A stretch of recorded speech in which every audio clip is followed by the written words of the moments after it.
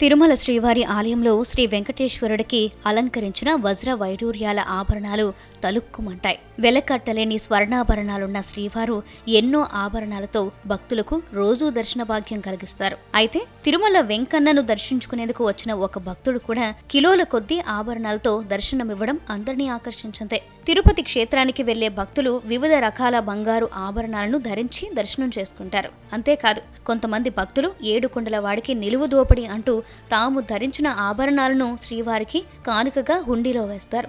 అయితే కొంతమంది శ్రీవారి దర్శనానికి కిలోల బరువున్న బంగారు ఆభరణాలు ధరించి దర్శనం చేసుకున్న భక్తులు కూడా ఉన్నారు. తాజాగా ఓ భక్తుడు 5 కిలోల బంగారు ఆభరణాలు ధరించి స్వామివారిని దర్శనం చేసుకున్నాడు.